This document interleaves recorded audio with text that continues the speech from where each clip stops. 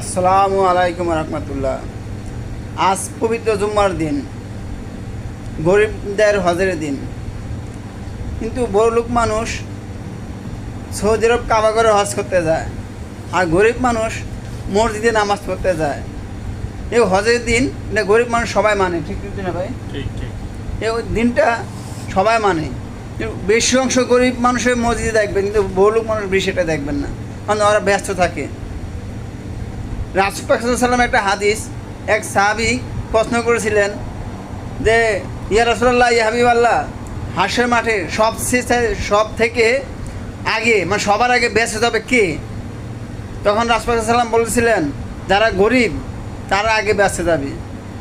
আসলে আমরা যে জুমার নামাজ পড়তে যাই, যে আমরা মন থেকে ওই দিনটা ভালোবেসে পবিত্র জুম্মার দিন আমরা মানি, নামাজ পড়তে যাই, কিন্তু আমাদের এই হজের দিনটা কিন্তু টাইটেল লাগানো হয় না। তো অনেকে কাবা করে নামাজ পড়ার জন্য যায়, কিন্তু হজ করার জন্য যায়। হজ করার আশা করে টাইটেল লাগিয়ে এক একজন একভাবে এটা নিয়ে অনেক কিছু করে, অনেকে ব্যবসা করে, অনেকে নামের আগে একটা টাইটেল থাকে। তাই আল্লাহ সবাইকে হেদায়েত নসিব করুক। আজ পবিত্র জুমার দিন, আমার জন্য সবাই দোয়া করবেন, আপনার জন্য আমি দোয়া করি। আল্লাহ যেন এই পবিত্র জুমার দিনের উসিলায় আমরা সকলের জীবনের গুনাহ মাফ করে দেয়। আর যারা খারাপ পথে আছে সবাইকে যেন আল্লাহ হেদায়েত নসিব করে সঠিক পথে আনে। আর যে সকল ভাইয়েরা নাচ গানের ভিডিও দেখার জন্য ভিডিওগুলা বাচ্চা টানে না আনেন, তাদেরকে যেন আল্লাহ হেদায়েত নসিব করে। আর যারা ইসলামিক ভিডিওগুলো ধাক্কা দিয়ে উপরে তুলে দেয়, তাদেরকে যেন আল্লাহ ভালো ভালো ইসলামিক ভিডিও দেখার জন্য আল্লাহ সুযোগ করে দেন। সকলে বলেন আমিন। ঠিক না ভাই? আসলে আমরা সবাই ইসলামিক ভিডিও দেখি না, কিন্তু নাচ গানের ভিডিও বেশি দেখি ভাই।